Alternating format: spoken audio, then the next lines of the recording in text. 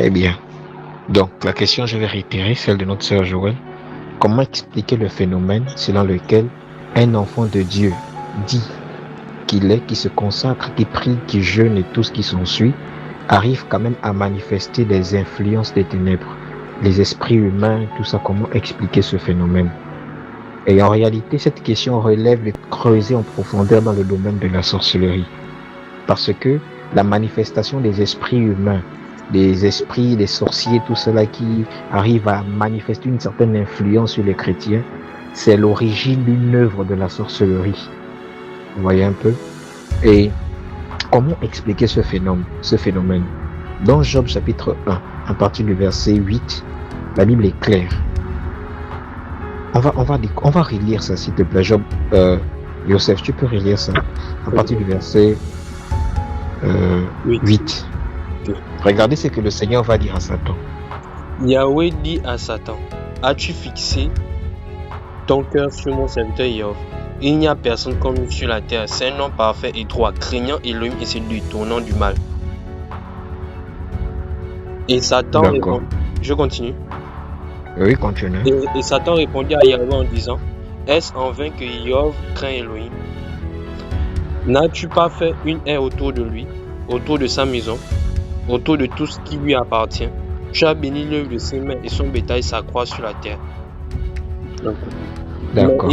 Mais étends ta main, s'il te plaît, et touche à tout ce qui est à lui, il ne te bénira pas en face. D'accord.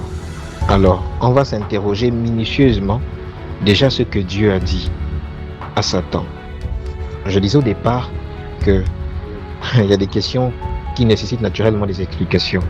Et on ne peut que voir l'influence des ténèbres dans la vie d'une personne qui se dit chrétienne si la personne a ouvert des portes, si elle a accompli, parce que ces œuvres-là ne peuvent pas se manifester s'il n'y a pas de loi et des bases légales, dites légales. Vous voyez un peu? Donc, Satan ne peut pas exercer une influence dans la vie d'un chrétien s'il n'y a pas de lois et des bases légales que ce dernier va accomplir, ou si cette personne n'ouvre pas des portes spirituelles. Dans le passage de Job, le Seigneur est clair. Le Seigneur témoigne de la vie de Job à Satan. Petite information, quand nous sommes intègres, nous nous consacrons à Dieu. Le Seigneur témoigne de nous dans le monde invisible. Nous sommes comme plaqués comme ça là, et Christ témoigne de nous. Donc le Seigneur témoigne, nos œuvres, d'accord, sont vues et reconnues dans le monde spirituel. Voici pourquoi Paul va dire par exemple que nous sommes dans une arène vue de tous. Ce que nous sommes amenés à faire, tout le monde nous voit. Ce ne sont pas seulement des hommes, il y a aussi des anges et des démons, pas seulement des démons mais des sorciers. Quand quelqu'un est intègre, d'accord, ses œuvres réagissent et se manifestent dans le monde invisible, s'amplifient. D'accord. Après cela, qu'est-ce qui va se passer? Le Seigneur, d'accord, va dire que c'est un serviteur intègre. Et Satan va rebondir en disant, c'est parce qu'il y a une haie autour de lui que je ne peux pas l'atteindre. Dans d'autres versions, il a dit, c'est parce qu'il y a un rempart autour de lui. Donc la loi est la base légale qui fait en sorte que nous ayons un rempart, c'est notre intégrité, notre soumission à Dieu. Donc un chrétien qui sert véritablement le Seigneur, qui se consacre en esprit et en vérité, ne peut pas être sous l'influence des ténèbres. Pourquoi? Parce qu'il y a un rempart autour de lui. Il accomplit des lois et des bases légales. Ces lois et ces bases légales, c'est quoi? C'est la consécration, c'est la sanctification, c'est la méditation. Et ça fait de toi quelqu'un de juste. Et étant juste, il y a un rempart autour de toi, Satan ne peut pas t'atteindre. Donc les lois et des bases légales qui nous permettent de ne pas être influencés par des œuvres des ténèbres, c'est notre intégrité, notre soumission au Seigneur. Tu vois un peu? Donc un chrétien ne peut pas être influencé par des œuvres des ténèbres si, d'accord, il est soumis à Dieu. Ce n'est pas possible. Parce que Dieu dit ici que Job est intègre. Et Satan va dire, il est intègre justement, et cet accomplissement, d'accord, fait en sorte qu'il ait un rempart autour de lui. Maintenant, il peut y arriver dans la vie de certaines personnes des phénomènes qui peuvent se trouver comme tels dont tu as eu à dire tout à l'heure. Comment expliquer qu'il y a des influences, des esprits humains, tout ça là, qu'est-ce qui se passe? C'est parce que ces personnes ont ouvert des portes. Il y a 3 lois majoritairement qui peuvent expliquer ce phénomène. 1. La loi du péché et de l'iniquité. Nous avons déjà vu cela dans l'enseignement sur les autels, les alliances et les réclamations familiales. La loi du péché. Le péché est une loi légale qui donne la force à Satan de venir exercer une mainmise dans nos vies. Vous voyez un peu. Et Satan a 2 catégories d'êtres qui travaillent à son commandement. Des hommes et des démons. Des hommes qui ont donné allégeance à Satan qui travaillent dans le domaine de la sorcellerie. Et dans le domaine de la sorcellerie, je parlais parce que tu parles du cadre des esprits humains. Il y a le monde qu'on appelle le monde kabbalistique, le monde de la Kabbale. Donc on parle de divination, de nécromancie, où des hommes qui ont donné allégeance à Satan peuvent rentrer en harmonie avec les démons. D'accord, les démons des enfers. Voilà. Et toutes les personnes qui meurent sans Jésus sont dans le séjour de mort. Et ce sont des réalités qui peuvent s'expliquer. Ils peuvent remonter pour être sous l'influence de ces personnes-là. Parce que dans le monde spirituel, il y a aussi un partenariat mystique. J'ai envie de dire des choses, mais ce sera quand même lourd. Mais je ne veux pas trop m'égarer, je vais rester sur la pensée de l'esprit, de la question.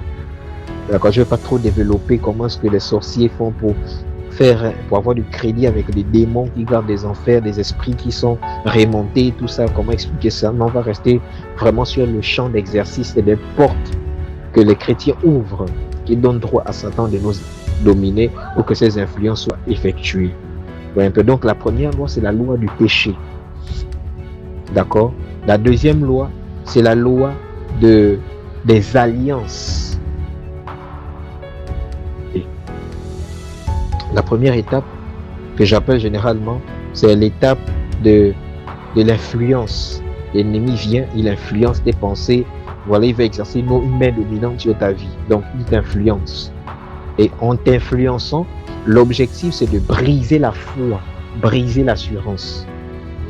Parce que ce qui peut permettre à ce que Satan vienne te posséder, d'accord, c'est en déclenchant en toi des éléments qui sont des lois, des bases légales, des lois légales, pour exercer sa main dans ta vie, telles que la peur et le doute. La peur et le doute, ce sont des portes qui donnent droit à Satan de venir t'exercer. Donc, il va influencer dans le but de corrompre ton système de pensée en déclenchant le doute et la peur. Tu vois un peu. Voici pourquoi Proverbe chapitre 28 va dire, celui qui fuit, d'accord, ce sont les méchants qui fuient devant l'adversité, mais les justes gardent assurance comme des jeunes lions. Vous voyez un peu. Si tu as de l'assurance, ça veut dire que tu es considéré comme un jeune lion. Et parce que nous sommes les enfants du Seigneur, on a de l'assurance. Satan veut corrompre notre système de pensée en nous influençant. S'il a réussi à nous influencer, on ouvre la porte. Donc le premier niveau, c'est l'influence. Deuxième niveau, c'est l'oppression. Quand Satan vient t'influencer, après par la suite, il t'oppresse. D'accord? Ça, c'est le deuxième niveau. D'accord? Par exemple, vous avez des cas où tu es là comme ça, tu entends des voix, tu as fait un péché par exemple, et par la suite, non seulement il vient te balancer des paroles de malédiction, il vient te dire non écoute, tu as fait des erreurs, regarde, voilà et tout. Et par la suite, il va tellement t'oppresser. L'objectif, c'est que tu brises la barrière. Les démons, ce sont des comédiens. Les démons, ce sont des esprits qui aiment tester, qui aiment challenger, qui aiment peser. Donc quand ils viennent dans ta vie, ils ne peuvent rien te faire. Parce qu'il y a un rempart. Ils savent que pour t'atteindre, ils doivent corrompre ton système de pensée en déclenchant en toi le doute, la peur ou une émotion charnelle qui va leur permettre d'exercer la jalousie, la convoitise, tout ce qui s'ensuit. D'accord? Donc ils viennent, ils testent, ils t'oppressent. Donc ça c'est le deuxième niveau, l'oppression. Les voix, tu vas entendre des voix. Par exemple, tu es là dans ta maison, tu vas entendre des pas bizarres, des influences, tu entends des chuchotements. Vraiment le but, c'est de t'oppresser jusqu'à ce que tu baisses les armes. Voici pourquoi le Seigneur nous demande de résister au diable. Parce que l'objectif, c'est vraiment nous oppresser de telle sorte à ce que la barrière se brise. Vous voyez un peu? Et le troisième niveau, après l'oppression, c'est la possession démoniaque. C'est là où vous voyez l'homme, un chrétien, être pleinement sous l'influence et sur la domination. Satan a exercé maintenant une main dominante sur lui. Vous voyez un peu. Vous allez voir, par exemple, ces cas de figure où on chasse l'esprit dans le corps d'un chrétien, l'esprit se manifeste. Ah, pourquoi? Parce que cette personne a ouvert des portes, elle a douté sur sa personne, elle a douté sur le Dieu qu'elle sert généralement, parce qu'il y a des cas de figure comme ça. Comment expliquer qu'un phénomène, qu'un serviteur de Dieu, une femme de Dieu, est tout le temps possédé, on chasse l'esprit? Généralement, c'est à cause d'elle-même, parce qu'elle n'a pas réalisé sa position dans le Seigneur, et parfois elle ne connaît pas le Dieu qu'elle sert. Parce que plus tu connais qui tu es et le Dieu que tu sers, plus Satan ne pourra pas venir t'oppresser. Satan n'a pas empêché d'aller tenter le Seigneur. Mais le Seigneur connaissait sa position en fait. Satan a réussi à exercer une main dominante dans la vie de Ève parce qu'il a déclenché en elle le doute et la convoitise. Il a déclenché des choses. Donc il a commencé, il influence les paroles, il donne des paroles. Et comme ça, plusieurs personnes se retrouvent possédées avec ces esprits étranges. C'est parce qu'ils ont ouvert des portes, leur cœur a été réceptif à des choses qui ont donné le droit à Satan d'accomplir une œuvre dans leur vie, des lois et des bases légales. Voici pourquoi, par la grâce du Seigneur, je suis en train de préparer un message sur les œuvres charnelles qui donnent droit à Satan de nous exercer, d'exercer une main dominante sur nos vies. Tu vois un peu, donc au premier niveau, l'influence, deuxième niveau, l'oppression, troisième niveau, la possession. Il ne peut jamais avoir possession démoniaque si au départ il n'y a pas eu l'influence et une oppression. Donc Satan utilise tous les voies et moyens pour exercer une main, pour briser ta foi, briser vraiment t'amener à douter de qui tu es, vraiment te pousser à faire des choses étranges. Tu vois un peu? Et c'est là où vous voyez les chrétiens commencer à s'amoindrir. Non, ma vie est misérable. Non, voilà. C'est ce que Satan veut déclencher dans ton cœur. Je suis bête, je suis idiot. Voilà, ma vie n'est rien. J'ai fait tout le temps des erreurs. Ça ne sert à rien. Je suis vraiment destiné pour échouer. C'est ce que Satan veut faire. Il veut que tu te pousses. Il veut te pousser à te maudire. Et plus tu fais cela, qu'est-ce qui va se passer? Plus ce sont des paroles que tu relâches dans l'atmosphère. Ces paroles que tu relâches dans l'atmosphère, soyez-en sûrs que des paroles vives. Si on passe le temps à se bénir, ce sont des paroles qui sont relâchées dans l'atmosphère et qui vont s'accomplir.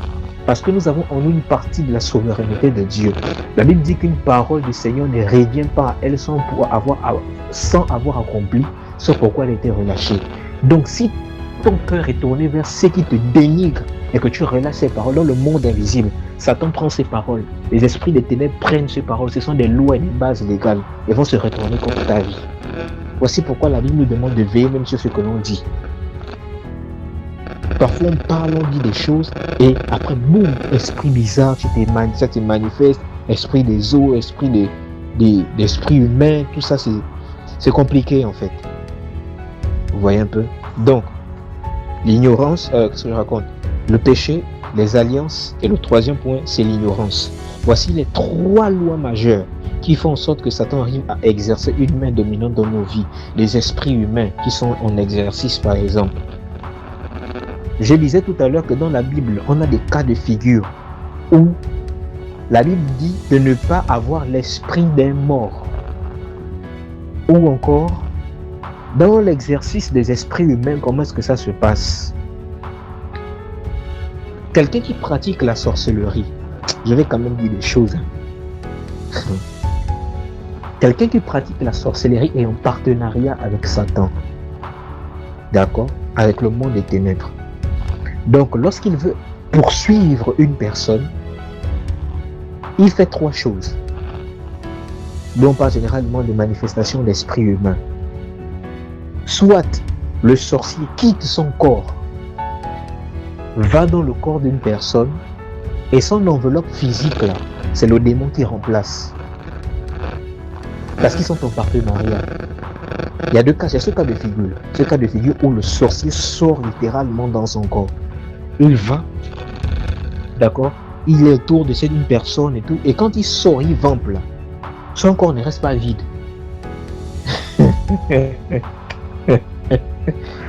Son corps ne reste pas vide. Ce sont des démons qui prennent la place. Vous voyez un peu? Ça, c'est un cas de figure. Il y a des cas d'autres figures où c'est en partenariat, le sorcier est toujours en partenariat mystique avec un démon. Qu'est-ce qui va se passer? Il va demander au démon d'aller se manifester, mais sous l'influence, sous l'autorité, sous mandat d'esprit humain. C'est bizarre ce que je suis en train de dire. Mais il faut que vous compreniez ça. C'est pourquoi parfois, quand on chasse un esprit, généralement la manifestation des esprits humains, je ne sais pas si vous avez déjà entendu parler aussi des esprits mystères. Ce sont des esprits qui forcément on ne connaît pas forcément leur identité. Les esprits humains, les mystères peuvent avoir, ça peut être un démon, d'accord, qui va dans la vie de quelqu'un et ils prennent l'apparence d'un homme et se manifestent comme étant des esprits humains. Je vais expliquer ça par un exemple. Vous avez déjà fait des songes où, dans ces songes, vous voyez une figure que vous avez déjà vue. Et cette figure que vous avez déjà vue, un chrétien, il vient dans ton songe et il te dit des choses. Il te fait des choses et par la suite, quand tu te réveilles, tu es convaincu dans ton esprit. Si tu as un discernement poussé, tu vas te rendre compte qu'en fait, celui que tu as vu dans le songe là, en fait, ce n'est pas le frère. C'est un esprit qui a pris l'apparence du frère, qui est venu te dire certaines choses. Ou encore, il y a des expériences où l'ange du Seigneur prend l'apparence d'un homme. D'accord? Moi, j'ai déjà fait plusieurs songes où je dors et puis je me retrouve en conférence et un homme de Dieu reconnu qui était de son vivant sur la terre est venu, il a discuté avec moi. Je suis tout de suite que c'était l'ange du Seigneur, mais qui a pris l'apparence d'un prédicateur. Donc, c'est la même chose dans le monde des ténèbres. Dans le monde des ténèbres, un esprit impur peut prendre l'apparence de celui avec qui il a été en partenariat. Et quand il se manifeste dans ta vie, boum, l'esprit humain, l'esprit, en fait, c'est un démon qui a pour mission, en fait, c'est un démon qui a l'apparence, qui a la fonction d'esprit humain, en fait, parce qu'il travaille sous mandat d'un sorcier. Est-ce que vous comprenez un peu les réalités spirituelles? C'est pourquoi on doit avoir l'esprit vraiment poussé, en fait. On doit avoir un esprit de discernement très poussé pour comprendre ces réalités spirituelles. Donc, il y a ce deuxième cas de figure. Donc, le premier cas, je disais, l'esprit, le sorcier, l'esprit humain sort et c'est le démon qui remplace dans son enveloppe physique. Deuxièmement, c'est le démon qui l'envoie, d'accord, exercer, mais qui part avec la fonction d'esprit humain. D'accord? Et généralement, vous allez entendre esprit humain, esprit mystère. Parce que clairement, on n'arrive pas à distinguer c'est qui. Mais on sait que c'est un esprit qui a la capacité de se métamorphoser. Pourquoi? Parce que les esprits, ce sont des métamorphes. Ce sont des êtres qui ont la capacité de se métamorphoser. D'accord? Et quand il vient au nom de celui qui l'a envoyé. Je suis son grand-père. Si tu as un esprit de discernement poussé, tu vas te rendre compte qu'en fait, en se qualifiant d'esprit humain, c'est un démon qui a pris l'apparence de celui avec qui il travaille. Le grand-père en question. Vous voyez un peu. C'est comme, je termine, un ambassadeur. Par exemple, un ambassadeur, je pense que j'avais partagé ça dans le groupe, sur l'enseignement des alliances, des réclamations et tout ça. Je disais là-bas que si vous partez par exemple au Maroc, il y a un ambassadeur du Gabon au Maroc. Donc quand vous allez au Maroc, vous allez à l'ambassade du Gabon. L'ambassadeur qui est au Gabon au Maroc va représenter le président au Gabon. Donc quand vous allez discuter au Maroc avec l'ambassadeur du Gabon, il va représenter d'accord, l'autorité gabonaise, le président du Gabon. Il n'est pas président, mais à cause de la fonction d'ambassadeur, il a plus ou moins certains critères qui lui permettent d'avoir les qualités de président du Gabon. Donc il prendra des décisions sous mandat de celui qui l'a permis d'être là-bas. Tu vois un peu. C'est la même chose dans le monde des ténèbres. Quand un sorcier travaille avec un démon par exemple, et qu'il veut avoir un regard dans la vie de quelqu'un, qu'est-ce qui va se passer? Soit c'est l'esprit qui part et le démon prend la place, soit il délègue un esprit qui partira sous la fonction de cet homme qui... Le sorcier va mettre des balises, c'est comme des... Comment on appelle? C'est comme des éléments en fait qui vont le représenter quelque part. Je prends un exemple. Disons ma soeur Joël, tu es là, tu vas quelque part et imaginons que tu oublies un peigne. Quand tu oublies un peigne, tu retournes, il n'y a pas de souci. Mais quand nous on va arriver, puisqu'on connaît qui tu es, on connaît les accessoires que tu utilises, quand on viendra, on saura que ça c'est le peigne de Joël. Elle aura laissé sa marque son identité. Elle aura laissé une traçabilité d'elle. Tu vois un peu. C'est comme ça que ça se passe aussi dans le monde des ténèbres. Donc, voici pourquoi il y a des cas de figure comme ça où le sorcier, il met des choses, des balises à l'intérieur. C'est comme des... Je peux prendre ça comme exemple, quoi, comme des formes de pelotes démoniaques. Je prends ça comme ça. Il met ça dans tes entrailles et ça le représente lui. Je ne sais pas si vous comprenez vraiment la profondeur de ce que je suis en train de dire. Et quand l'esprit se manifeste, vous allez entendre, je suis tel, alors que ce n'est pas lui à proprement dit qu'il est là. Mais ce sont ces agents, des choses qui le représentent, qu'il a inscrit dans le corps ou greffé dans le corps de quelqu'un. Un esprit de python, par exemple, il va se manifester, boum, je suis son grand-père. Frères et sœurs, je suis en train de dire des choses que j'ai eu par la grâce du Seigneur à expérimenter dans certains cas de délivrance. Et par la grâce du Seigneur, le Seigneur nous a permis de comprendre les réalités du monde invisible. Et je disais dans l'un des enseignements que quand vous n'avez pas l'illumination de certaines choses, ne dites pas que ça n'existe pas. Et ce n'est pas parce que pour vous c'est un sujet nouveau que ça veut dire que c'est faux. Non. Prenons le temps parfois d'examiner les choses avant de nous précipiter à parler. Ou demandons au Seigneur, fais-nous un peu vivre certaines expériences pour être sûr que ce que les frères et sœurs nous disent, ce n'est pas du folklore, ce n'est pas des bobards. Ce sont des réalités spirituelles qui sont en train de sortir aussi en même temps comme ça, pour nous amener à avoir le discernement pour ce lorsqu'un phénomène comme tel pourra se reproduire. Vous voyez un peu. Donc voici un peu les choses que je peux révéler concernant les exercices des esprits humains, voilà tout ça. Comment expliquer le phénomène qu'un chrétien puisse être influencé par les œuvres des ténèbres, par des esprits de sorcellerie. Qu'est-ce qui se passe? Donc soit c'est l'alliance, d'accord, c'est l'alliance. Il y a aussi une réalité spirituelle, c'est que tu peux être juste auprès du Seigneur, mais il y a des lois, et dans les lois, il y a le lien de sang. Le lien de sang, là, frère, c'est une réalité. Gédéon était qualifié de vaillant héros, mais ça ne lui a pas empêché d'être asservi aux Madianites. Il a fallu qu'il brise les autels de son père. Donc il y a des cas de figure aussi comme ça, où parfois nous sommes réclamés par le monde invisible à cause des balises, des autels, des alliances. Soit sang qui parle, d'accord, c'est la semence qui parle, d'accord, vous voyez un peu. C'est ça en fait, c'est une réalité. Parce que la réalité spirituelle, c'est que ce que nos parents ont eu à faire, en réalité, nous aussi, nous payons quelque part le tribut. Vous voyez, nous payons quelque part le tribut aussi. Voici pourquoi nous naissons, nous sommes enfants de Jésus, nous sommes réclamés par ces œuvres des ténèbres. Mais si nous n'avons pas la connaissance de ce qui se passe, je vous assure que ça va parfois être compliqué. Voici pourquoi en tant que chrétien, on a besoin d'être clair, on a besoin de grandir en connaissance, en consécration. D'accord? C'est très important aussi en même temps. Ça va de pair. La consécration marche avec l'illumination de la connaissance. C'est très important. La Bible dit que le juste est délivré parce qu'il a de la sagesse ou de la connaissance. Donc il y a des cas de figure comme ça. À cause de quoi? À cause du lien de sang aussi. Vous voyez un peu. La Bible dit dans le livre de Hébreux, j'ai fini par là, Lévi a payé la dîme à Melchisédek par l'intermédiaire d'Abraham qu'il a fait à Melchisédek. Vous avez déjà lu le passage là?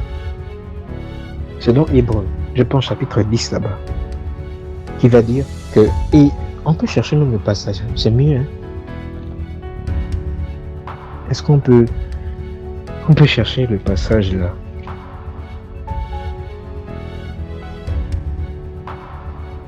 On va aller tous ensemble pour rapidement nous efforcer de finir bien dans les délais. Donc,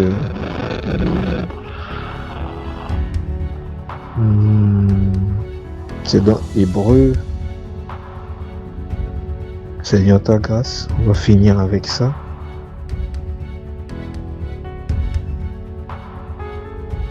Vous pouvez m'aider là-bas aussi avec le passage.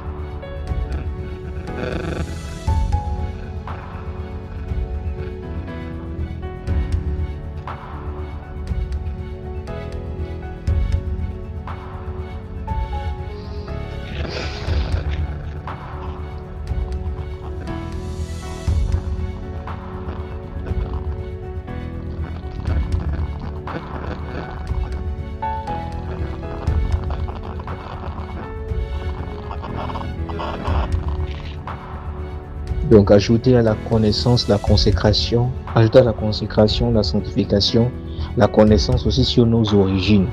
C'est beaucoup important. C'est important de connaître nos origines, ce que nos pères, nos mères ont eu à faire. Parce que parfois c'est un cycle comme ça et une alliance est renouvelable, je l'avais dit. Vous voyez un peu. Donc quelqu'un peut être consacré à Dieu, mais peut manifester une forme d'influence. D'accord? Vraiment, je vais mettre un équilibre dans ce sens. Parce que un chrétien peut craindre Dieu, se consacrer, il peut ne pas être possédé, mais peut ressentir des influences. Et si un chrétien ressent des influences, à prospérer à tous égards, sachez qu'il y a des hôtels qui sont quelque part, dont il doit avoir la connaissance. Parce que la possession démoniaque rentre en vigueur lorsqu'un chrétien ouvre des portes. Mais l'influence n'est pas forcément conditionnée par une vie de péché. Merci Saint-Esprit. Waouh! Est-ce que vous comprenez ça, s'il vous plaît? Waouh! Merci Saint-Esprit. Merci Saint-Esprit. Un chrétien est influencé par des œuvres des ténèbres aussi, sans qu'il ouvre des portes.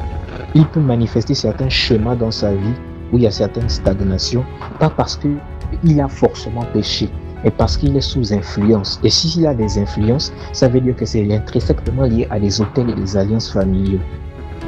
Mais lorsqu'on parle de possession démoniaque, ça veut dire que cette personne a ouvert des portes. D'où j'ai cité dernièrement les portes que ce frère, que cette sœur a naturellement ouvertes. Au-delà du péché, il y a des émotions charnelles. Chrétien trop émotionnel. Satan se sert de ça. Satan aime bien parce que les émotions charnelles, ce sont des portes. Oui, je vous dis la vérité. Pendant que je suis en train de parler, là, s'il te plaît, mon frère Joseph, comme tu es beaucoup pragmatique, essaye un peu de me chercher le passage qui parle de ça. Dans Hébreu, là-bas, où on dit que Lévi a payé la dîme à Melchisédek au travers d'Abraham. Les émotions, je vous dis, Satan joue beaucoup avec les émotions des chrétiens. Il suffit que tu ouvres une porte. Et je peux expliquer ça au travers d'un passage biblique. On a pris plusieurs, mais regardez un peu le cas de Jésus. Dans Matthieu chapitre 4, Satan est venu tenter Jésus par le moment où il avait jeûné. Ça peut choquer. Satan est venu tenter, je répète, il n'est pas venu tenter le Seigneur Jésus-Christ parce que le Seigneur jeûnait. Satan est venu tenter le Seigneur Jésus-Christ parce que le Seigneur éprouvait le besoin de manger pendant le jeûne. Est-ce que vous comprenez ça? Vous pouvez lire Matthieu, je pense, chapitre 4 ou Luc, chapitre 4. Donc Satan vient tenter le Seigneur, pas parce qu'il jeûne. Il vient tenter le Seigneur parce que l'émotion de la faim se faisait ressentir pendant les temps de jeûne. Tu peux jeûner 40 jours, tu es bien, Satan n'est pas là. Et ne pense pas que c'est parce que tu es là, tu as jeûné, il n'est pas là. Il ne t'a pas encore lancé des flèches, que ça veut dire que non, ça va. Il faut qu'il y ait une situation émotionnelle se passe pour qu'il trouve la possibilité de venir. Jésus ayant eu faim, Satan se présenta pour le tenter. C'est écrit. Si vous voulez, on lit les Écritures. On va prendre ça rapidement. Ah, Jésus-Christ, Seigneur Jésus, on a besoin de ta parole, on a besoin de grandir.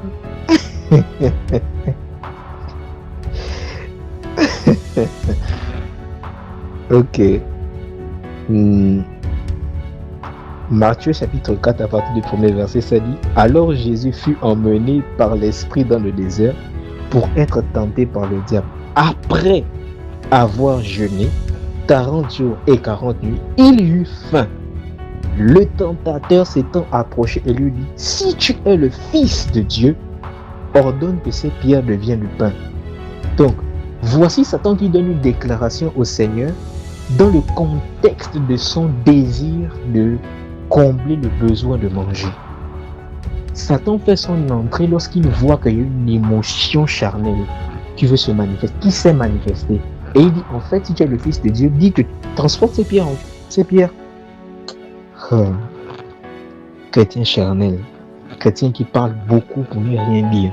chrétien qui passe son temps beaucoup à se maudire, chrétien qui ça là, ce sont les balises que Satan prend, des démons du nom d'accomplissement. Il capture ces paroles. Et vous allez voir. Un jour, dans une vision, j'étais en train de prier en langue, j'ai vu un être spirituel qui est descendu avec une robe sacerdotale. Il est venu, il a pris mes paroles, il allait sur l'autel du Seigneur, le sanctuaire, il a mis sur le propitiatoire et le feu est sorti pour valider les paroles. Je n'ai pas compris ce qui s'est passé. Et là, le Seigneur est en train de me dire qu'en fait, les prières vivent, nos paroles, ce sont des parfums qui montent. Et il y en a de ceux il y a des anges qui portent ces prières, qui les amènent devant l'autel. Donc, il y a des paroles. Est-ce que vous savez que même dans le monde des ténèbres, puisqu'on parle des autels justement, il y a des démons qui sont là aussi pour capturer certaines paroles que nous sortons, si ce sont des paroles de malédiction. Il y a des démons qui capturent ça et ils partent mettre ça sur l'autel. My God, Saint-Esprit, my God, je suis en train de dire des choses. Et pendant que je suis en train de dire ça, je n'avais pas vraiment compris. C'est maintenant que je réalise que mon Dieu, parce que Satan copie toujours le modèle du Seigneur. Donc de la même manière qu'au ciel, on a commencé avec les autels, dans le monde invisible, il y a aussi des autels. Donc de la même manière qu'il y a des anges qui prennent nos prières, parce que c'est écrit non, dans l'Apocalypse, qui montent. Ils sont des parfums, parce que les prières, ce sont des parfums, des paroles, des déclarations, ce sont des paroles. Quand notre cœur est tourné vers le mal, quand nos cœurs n'est pas dans la paix, les paroles qui sortent de nous est le reflet de l'état de nos âmes. Parce que on ne transmet que ce que l'on a reçu. Et on ne dit que ce qui vient du profond de notre cœur. Donc si ton cœur est touché et que tu sors des paroles, les démons là, qui ont le mandat, qui sont qualifiés pour prendre des paroles de malédiction que tu as relâchées sur ta peau, ils prendront ces paroles et vont les amener devant l'autel de mort, l'autel de non d'accomplissement, cet autel qui va parler contre ta vie. Et tu te poses des questions, pourquoi depuis des années il y a des choses qui ne marchent pas? C'est parce que toi-même tu as été l'auteur de tes malédictions en déclarant des paroles. L'homme sage ne se précipite pas toujours à parler. Parce que la parole aussi révèle l'identité de l'homme. Plus tu parles bien, plus tu vas tirer des faveurs dans ta vie. La Bible dit de par ta langue tu te bénis et tu te maudis. Il y a des chrétiens qui se sont fait posséder parce qu'ils ont trop parlé. Ils se sont trop fait maudire. Si on fait des investigations, vous allez voir beaucoup de chrétiens qui vont manifester des démons. Qu'est-ce qui s'est passé? J'ai fait quoi? Pourtant, je n'ai pas péché parce que tu as pensé que le fait de dire que non, je ne suis rien, ce n'est pas quelque chose de mauvais dans ta vie. Nous sommes des bénédictions, mais tu passes ton temps à te maudire quand quelque chose ne passe pas bien. Seigneur, pourquoi ma vie est un échec? J'ai mal fait de venir sur la terre.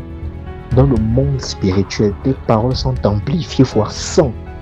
Les autorités des esprits invisibles capturent le message de tes paroles. Saint-Esprit. Bref. Mon frère, tu as trouvé le passage? Oui, je crois que c'est Hébreux 7, hein, où on dit, à partir du verset 4, « Mais considérez combien est grand celui à qui même Abraham le partage donna la dîme de l'État. Et ceux des fils de Lévi qui reçoivent la prêtrise ont en effet l'ordre, selon la Torah, de prélever la dîme sur le peuple, c'est-à-dire sur leurs frères, bien qu'ils soient sortis des reins d'Abraham.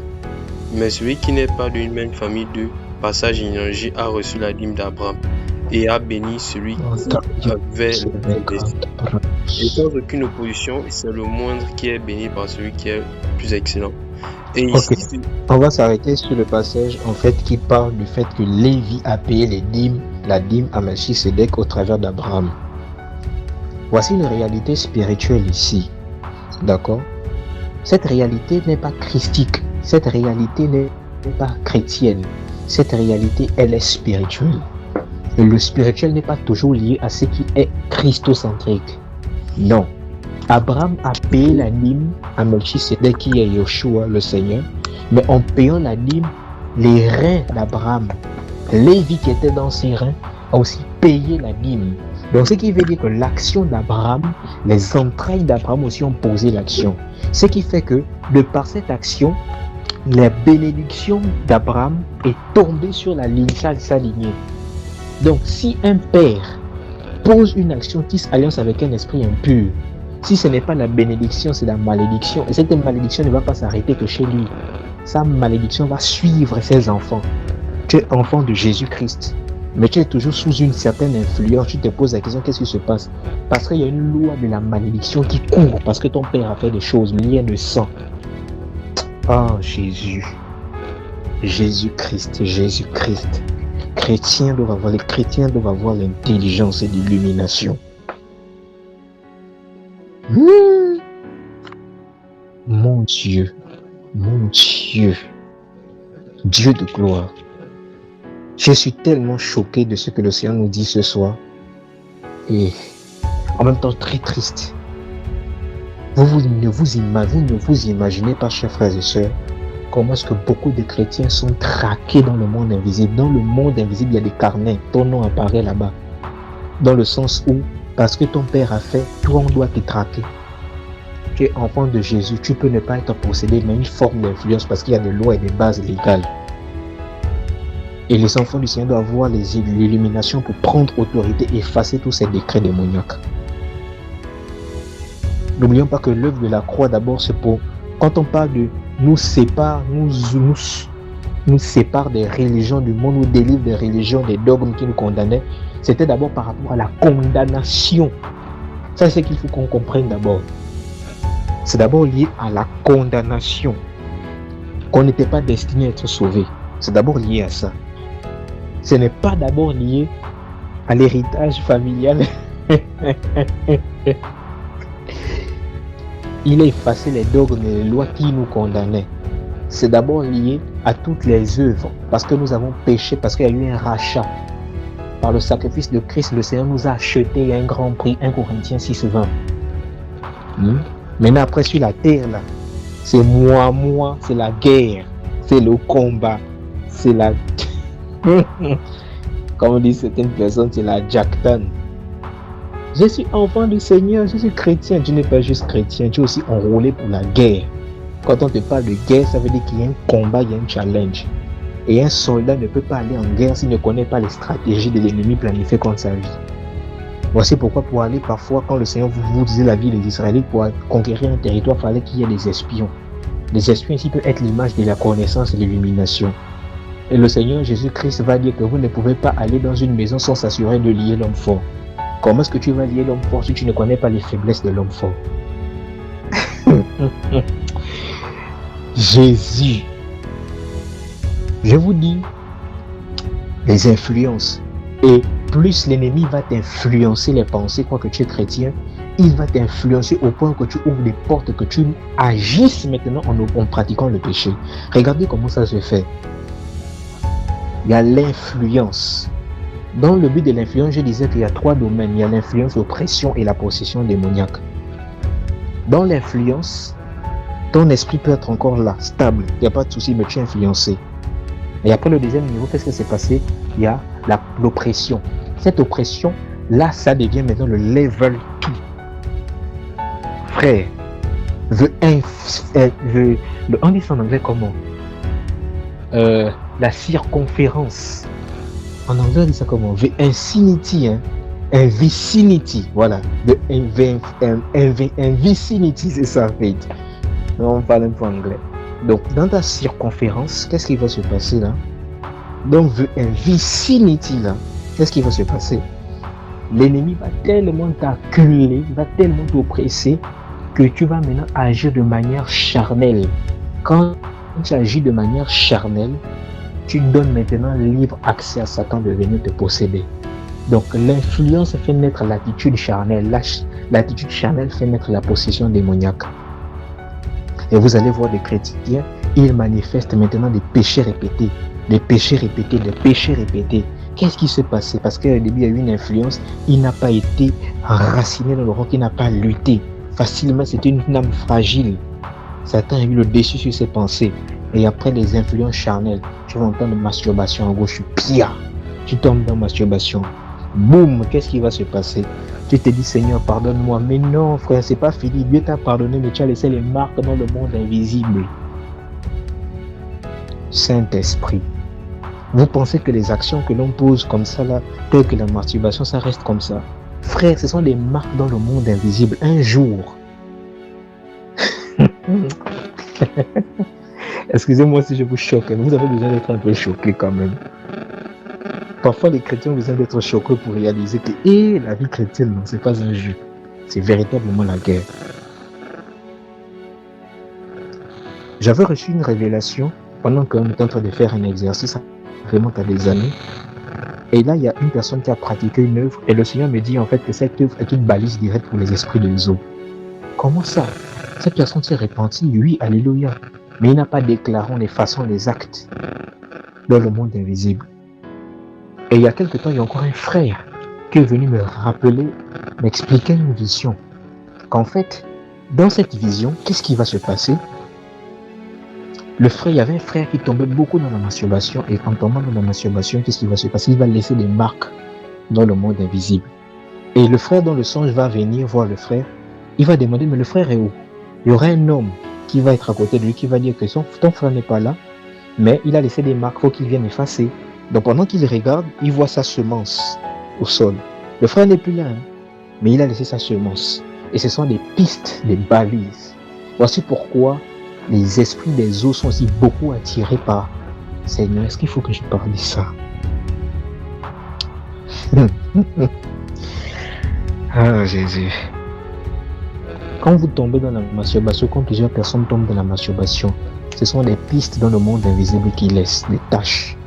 Ces taches, ce sont des parfums que les esprits des eaux captent. Ils sont attirés par l'odeur de la semence. Parce qu'il y a des catégories de démons qui s'alimentent de la semence. Il y a des catégories de démons qui s'alimentent par le sang. Il y a des catégories de démons qui s'alimentent par la semence. Il y a des catégories de démons qui s'alimentent par des paroles de malédiction. Et là, comme ça, il y a des cas comme ça. Et tu vas te rendre compte que 7 ans plus tard, tu t'es repenti, hein, c'est tranquille. Mais tout d'un coup, comme disait ma grand-mère, 7 ans plus tard, il y aura comme une envie pressante de te livrer encore dans la masturbation. Pourquoi? Parce qu'il y a une alliance qui doit être renouvelée. Tu as laissé les marques, tu as prié, tu t'es repenti, mais tu n'as pas effacé au nom de Jésus ces marques. Et ces marques-là sont là, ces pistes qui sont des balises directes. Et Seigneur Jésus, Seigneur Jésus-Christ. Bref. Donc voilà un peu ce que je peux dire par rapport. Je vous ai dit que c'était clairement un enseignement. C'était clairement un enseignement. Parce que ça, c'est quand même lourd. Donc, oui, mon frère Joseph. Attends d'abord, Joël, ça va. Pour ta question, c'est bon, ça va.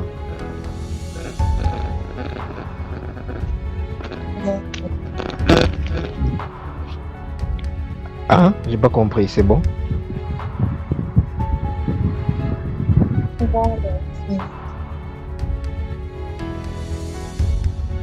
Je ne sais pas si vous l'avez entendu, moi je n'ai vraiment pas entendu. Hein. Ou bien tu peux faire avec un signe, un pouce ou je sais pas. D'accord, ok Joseph. Il n'y a pas de souci, on pourra même encore discuter en profondeur, en aparté. Hein. Ça c'est... c'est pas un problème. Oui Joseph. Ok. Attends, là je peux couper l'enregistrement, bien j'enregistre toujours. Ça dépend de toi. Si tu estimes qu'il faut couper, tu coupes. Bon, oui, comme aussi comme ça me prend vraiment du stockage, quoi. Puisque le temps d'enseignement est fini. Voilà, donc c'est un peu ça. Je vais d'abord voir si je peux faire des recoupures. J'avais écouté également cette prédication. Et la réalité, c'est que pour se maintenir loin de ses œuvres, on doit rester dans la consécration. Et dans la consécration, il y a des niveaux et des degrés. Selon le combat que tu vis au quotidien dans ta vie. Qu'est-ce que je veux dire? Je parlerai ici de la loi de la compensation. Dans la loi de la compensation, s'il y a un autel dans ta famille qui demande à ce qu'il y ait eu un lourd sacrifice, tu dois accomplir une loi qu'on appelle la loi de la compensation. Tu dois non seulement briser cet autel et ériger un autre autel qui aura la même valeur, le même poids spirituel que celui qui a été brisé. Ce qui revient à dire que tu dois t'investir selon le combat lié à ta famille, à une vie de consécration. Et ce jusqu'à la fin de ta vie, mon frère.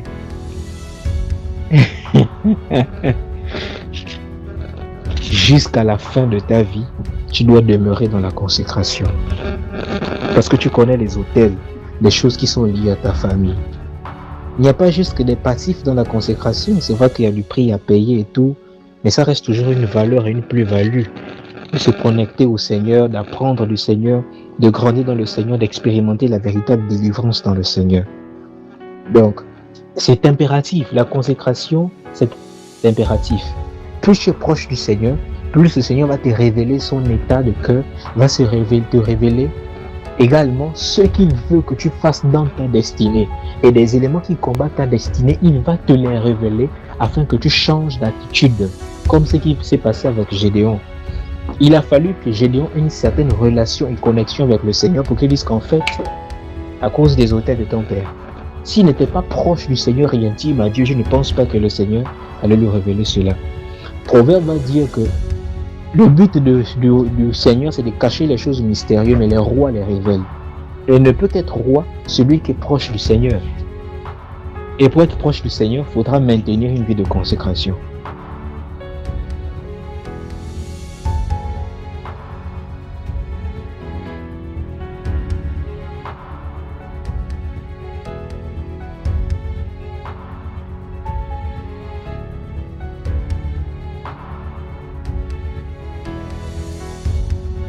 Amen, amen. En tout cas, je dis vraiment amen à tout ce qui a été dit.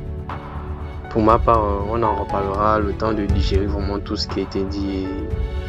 Et ça parce que ça suscite vraiment beaucoup d'interrogations encore, quoi. C'est un peu ça. Oui, non, sincèrement. Bien digéré. Et effectivement, c'est ça parce que et vraiment, et quand tu lis vraiment l'ancienne alliance, voilà, ou ce que beaucoup appellent l'Ancien Testament, en fait, tu te rends compte qu'il y a beaucoup. En fait, l'Ancien Testament, je peux dire l'Ancienne Alliance révèle beaucoup de réalités spirituelles. Quand tu lis de Genèse à je pense qu'il y a Malachie, voilà, tu te rends compte qu'il y a beaucoup de réalités spirituelles, beaucoup. Mais que seul l'esprit peut il n'y a que par l'illumination de l'esprit, en fait. Voilà. Mais il y a beaucoup de réalités, vraiment tellement. Il y en a vraiment tellement. En tout cas, que le Seigneur nous aide vraiment, quoi. Amen. Voici pourquoi justement, la Bible dit dans Matthieu, quel est donc ce serviteur? Non, c'est dans Luc que je pense, qui dira, quel est donc ce serviteur qui pourra donner la nourriture au temps convenable? Selon le niveau de connaissance, de croissance qu'on a avec le Seigneur, il y a un type d'aliment approprié pour notre organisme. Là qui suscite d'autres questions. Et quelque part, c'est important parce qu'on découvre des choses. La connaissance donne l'attitude. L'attitude, c'est où on veut davantage connaître plus pour expérimenter une délivrance totale et marcher dans le monde spirituel en esquivant les mines qui sont prêtes à nous éclater au visage si on ne fait pas attention. Tu vois un peu. Et c'est ça en fait.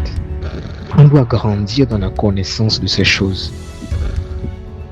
J'avais dit la fois dernière que il y a des démons qui se manifestent dans des apparences étranges.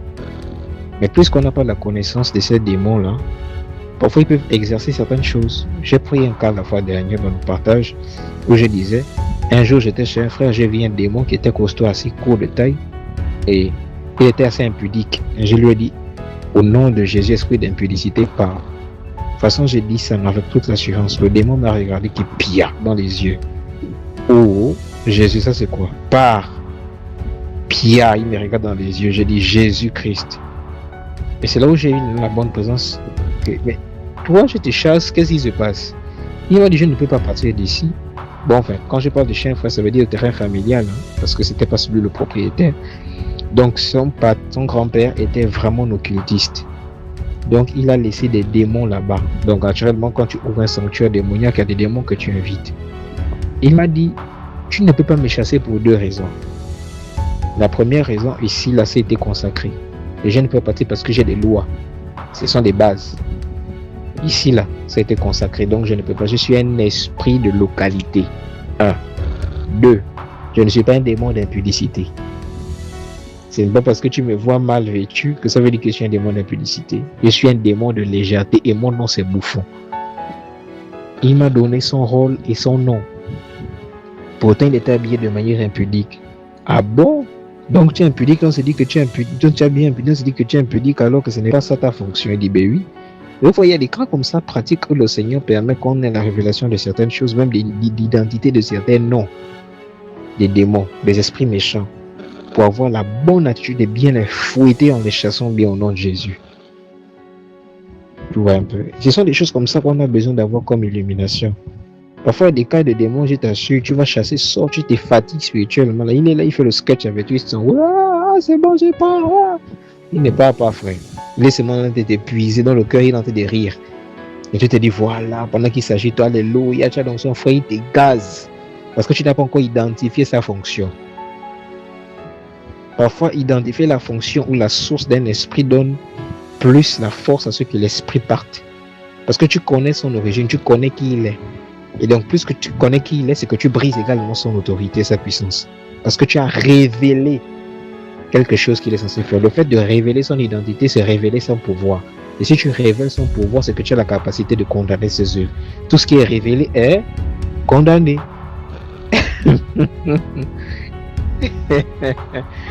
Saint-Esprit.